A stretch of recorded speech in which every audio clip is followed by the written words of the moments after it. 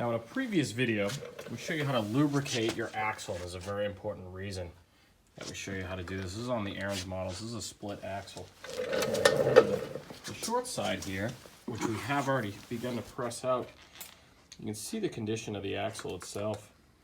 Pretty rough. So this is where we've serviced it, and you can see that it's already clean.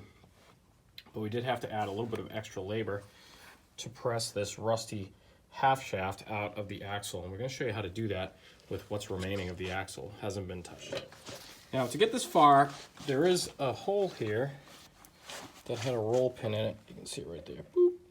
You did have to punch that roll pin out in order to remove this axle from this side. So backing it up was this collar and then one washer. Then there's the roll pin itself. So that's step one, assuming you're able to get that side off. On some of these, they don't even have a roll pin. You can just slide the whole thing out, but most of them do, so make sure you check that. So we're about to get this wheel set up on our press here. All right, beautiful. And the one thing that is worth mentioning, the keyhole, you want to keep the keyhole lined up. I actually split this just a little bit so that the key can pass through there. Now this bore is a little bit bigger than 1 inch, but I do want to leave enough room for the keyhole to slide through here. So we're going to put both of these parts at 12 o'clock, and we're going to check this if the axle should hang up while I'm pressing it out. So we've actually gotten our press set up here, and I have underneath here, you can see this portion of the axle. Luckily Ariens left us with plenty of meat here. This is what's sitting on the press plates. Now when you run into the models like the MTD, they don't give you enough of a flange on here to even put it on a press. So if this happens to your MTD model machine, you pretty much kind of junk it, which is unfortunate.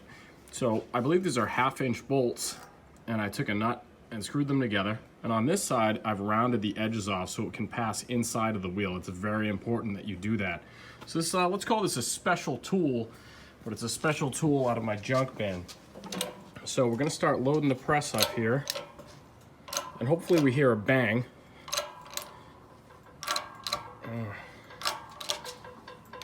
Wow, that really doesn't want to move.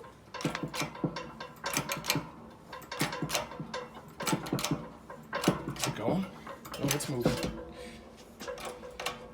Now realize that this bolt is under immense pressure, so any temptation you might have to jam your fingers or something else or a tool in there, definitely do not do it.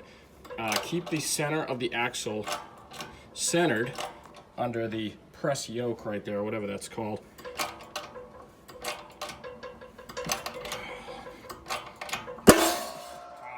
There's the bang we were waiting for.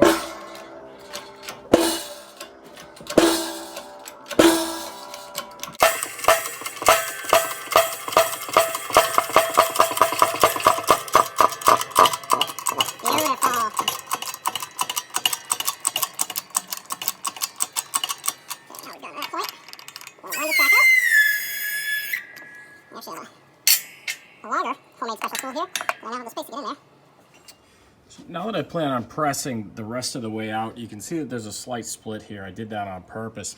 And that's to give us space up here on the keyway. Can you see that? Yeah, you can kind of see it. There you go.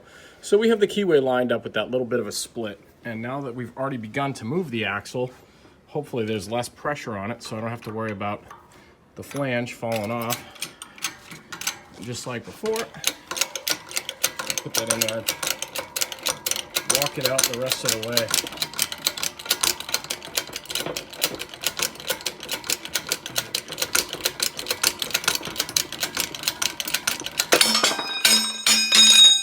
Beautiful. And there's the condition of the axle. So this is why it's important to lubricate your axle. We have that one video that's maintenance, and this section of the video is obviously repair. So you're probably banking on about an hour of labor to split these axles out and hopefully press them off the wheels and get them back together cleaned up so that this doesn't happen again.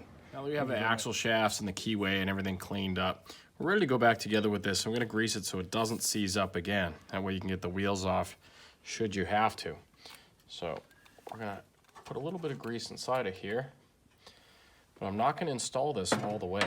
I'm just going to go in a little bit, and I'm supporting this with my hand over here. That way it doesn't put or wreck anything inside of there. So I remember that we have a collar and we have a washer. And then on the other side of that goes this roll pin. We don't have to put the roll pin in place just yet. And then on the opposite side, we have another washer. You see that? Another washer and a spacer. Oh, this is the washer we need. Does it go right there, or does it go on the side of this roll pin? There. Left side. Does it? Okay. Well then, well no. That's the axle one. Yeah, that goes Pull on that back off. That goes on the outside. We'll edit that part of the video. And then this goes there. So hang that on there. There you go. So we're just pre-assembling this sandwich here. Obviously, you see, even for us, it takes a little bit of thinking. If you don't know exactly what's going on in here, hopefully you took a picture before you broke the whole thing apart. And of course, I dropped the washer because I'm on camera.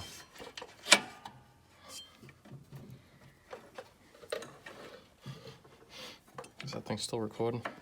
Back online. All right, great. Okay, you going again?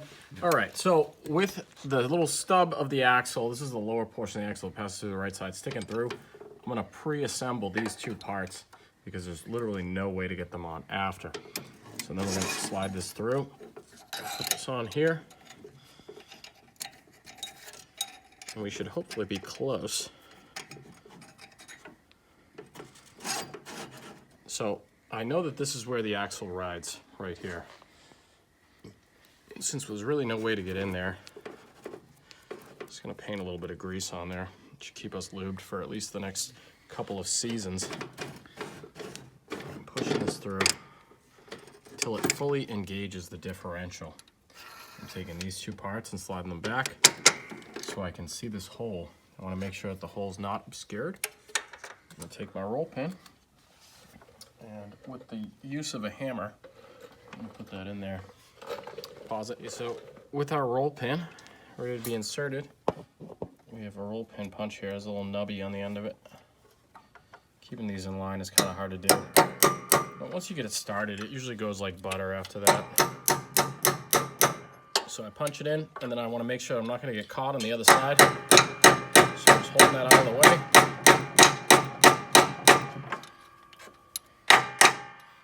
And then once I'm through to the other side,